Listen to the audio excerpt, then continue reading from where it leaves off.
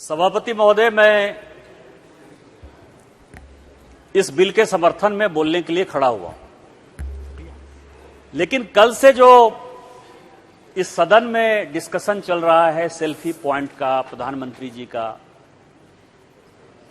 मुझे निराशा होती है। सभापति महोदय, ये देश कैसा हो गया? हम किस तरह की राजनीति की बात कर रहे हैं?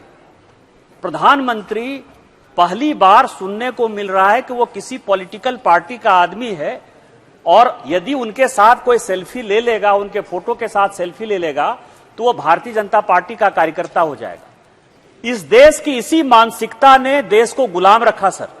हम सब जब बचपन में पढ़े तो हमने बाबर को पढ़ा, अकबर को पढ़ा, सिकंदर लोधी को पढ़ा, गजनी को पढ़ा, गोरी को पढ़ा।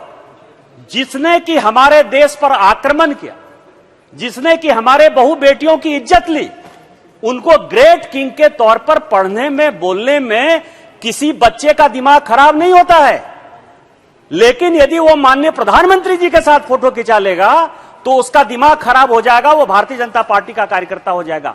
क्या इसी मानसिकता के साथ हम पार्लियामेंट में आए?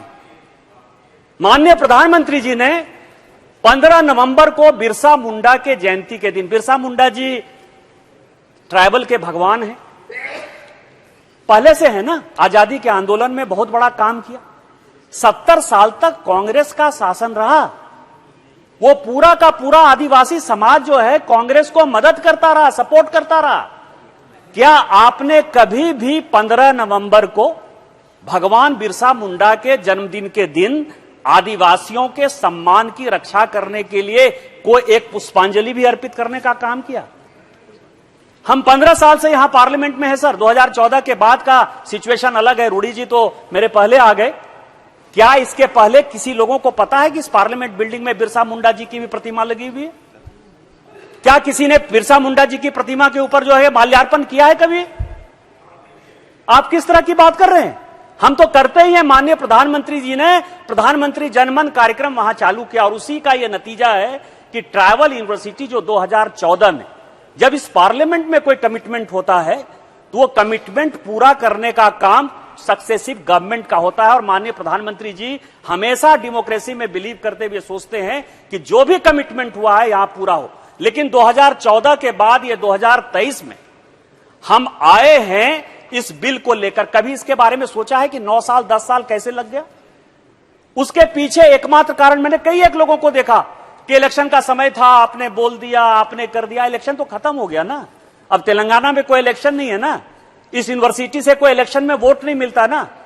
लेकिन 9 साल इसीलिए लग गया सभापति महोदय कि राज्य सरकार जिसको की जमीन देना था उसने जमीन नहीं दिया। और जब जमीन यदि नहीं मिलेगा तो ट्राइबल यूनिवर्सिटी हो या इस भारत का संविधान संसद बनाना हो, नहीं मिल सकता है।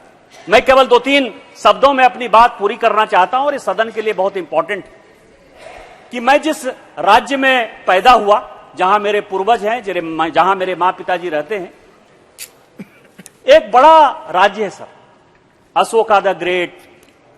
धर्म की यदि बात करें तो बुद्धिज्म, जैनिज्म, सिखिज्म, ये तीनों धर्म जो है वहीं उसी बिहार से निकले। लेकिन कितने लोगों ने बुद्ध की भूमि देखी है? कितने लोगों ने जैन की भूमि देखी है? कितने लोगों ने सिख की भूमि देखी है? कितने लोगों ने पुष्यमित्र शुंग का नाम सुना है sir? The great king Pushyamitra Shunga. Ashoka dynasty के बाद यदि किसी ने इस देश को इकट्ठा किया, क्या हमने बच्चों को पढ़ाया है? कितने लोगों ने चोल वंश को देखा? यदि कंबोडिया जाइए, सिंगापुर जाइए, बैंकॉक जाइए तो आपको लगेगा कि ये चोला डायनेस्टी का जो है इतना बड़ा। लेकिन नॉर्थ में, साउथ में, पॉलिटिक्स में, हिंदू में, मुस्लिम में, बौद्ध में, जैन में ऐसा हमने बांट दिया कि हमको बाबर याद आ रहा है, अकबर याद आ रहा है, लेकिन चोला डायनेस्टी याद नहीं आ रही, पुष्यमित्र शुंग याद नहीं आ रहे हैं, अशोका द ग्रेट याद नहीं आ रहे हैं। और यही एक पीड़ा है सर। मैं जिस गांव में पैदा हुआ, मैं अपनी बात, जिस चीज के लिए मैं खड़ा हुआ, 2-3 बातें मैं बोलना चाहता था। एक तो माननीय मंत्री जी, आपसे आग्रह होगा कि यहां ड्रॉप आउट की बहुत चर्चा हुई है। जहां तक मेरी जानकारी है कि ड्रॉप आउट जो बच्चे हैं, या तो उनको अच्छी नौकरी लग गई है या एक कॉलेज छोड़कर वो दूसरे कॉलेज में चले गए हैं तो मुझे लगता है कि एक कमेटी बनानी चाहिए सरकार को और ये देखनी चाहिए कि ये ड्रॉप आउट जो बच्चे हैं बेसिकली वो ड्रॉप आउट होके वो घर में बैठ रहे हैं या वो कहीं नौकरी पा रहे हैं, जिससे कि ड्रॉप आउट का जो ये डिस्कशन है वो खत्म हो। मैं केवल एक छोटे से लिमिटेड पॉइंट के लिए खड़ा हुआ था सर।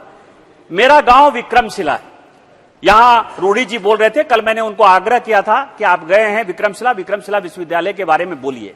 मैंने कांग्रेस के भी वक्ता को सुना, सभी कहते हैं कि नालंदा यूनिवर्सिटी बहुत बड़ा। ठीक है, नालंदा यूनिवर्सिटी से मेरी कोई परेशानी नहीं है सर, लेकिन नालंदा यूनिवर्सिटी से बड़ा विश्वविद्यालय मेरे गांव का विश्वविद्यालय विक्रमशिला विश्वविद्यालय, और वहां जो एएसआई का बोर्ड लगा हुआ है, आर्कियोलॉजिकल सर्वे ऑफ इंडिया, वो ये कहता है कि 6ठी और 7वीं शताब्दी में नालंदा विश्वविद्यालय को, मैं नहीं कह रहा हूं सर, भारत सरकार का आर्कियोलॉजिकल सर्वे ऑफ इंडिया कह रहा है कि 6ठी और 7वीं शताब्दी में नालंदा विश्वविद्यालय का कोर्स विक्रमशिला विश्वविद्यालय गाइड करता था। वो ओरिजिनल यूनिवर्सिटी थी। विक्रमशिला विश्वविद्यालय वो है जिसने कि इस दुनिया को, मार्क माई वर्ड, इस दुनिया को पहला वाइस चांसलर दिया, भगवान अतीश दीपांकर, जिन्होंने दलाई लामा पंथ की स्थापना की। विक्रमशिला विश्वविद्यालय उसी साल जला, क्योंकि प्रेमचंद्रन जी से भी निराशा हुई। वो कह रहे थे कि हम 200 विश्वविद्यालय में नहीं है, तो क्या हो गया? आज गूगल का हेड कौन है? आज माइक्रोसॉफ्ट का हेड कौन है? सुंदर पिचाई कौन है? सत्य नडेला कौन है? हमारे लोग जो है देश की इकोनॉमी में, दुनिया की इकोनॉमी में आगे बढ़ रहे हैं। आपको यह क्यों परेशानी हो? यदि माननीय प्रधानमंत्री जी मेक इन इंडिया कहते हैं, वो वोकल फॉर लोकल की बात करते हैं, तो आपके अपने ऊपर प्राइड होना चाहिए कि हमारे बच्चे यदि 200 यूनिवर्सिटी में नहीं है तो भी वो आगे बढ़ रहे हैं। उस विक्रमशिला विश्वविद्यालय के लिए प्रधानमंत्री पैकेज में 2015 में माननीय प्रधानमंत्री जी ने 400 करोड़ रुपया दिया 2015 में। बस कंक्लूड करूंगा सर। लेकिन आज तक पिछले 9 साल से बिहार सरकार ने वहां लैंड नहीं दिया है। मेरा आपके माध्यम से आग्रह है कि बिहार सरकार के ऊपर प्रेशर क्रिएट करिए, दुनिया को विक्रमशिला के बारे में बताइए कि वो विक्रमशिला विश्वविद्यालय वो है जब 1189 में विक्रमशिला विश्वविद्यालय को बख्तियार खिलजी जला रहा था, वही ऐसा साल है जब ऑक्सफोर्ड यूनिवर्सिटी बन रहा है। हमारी सभ्यता, संस्कृति, विचार और विश्वविद्यालय इतने बड़े थे कि वेस्ट हमारा मुकाबला नहीं कर सकता है, और इसीलिए विक्रमशिला विश्वविद्यालय को रिस्टोर करिए। आपने मुझे मौका दिया। इन्हीं शब्दों के साथ जय हिंद, जय भारत।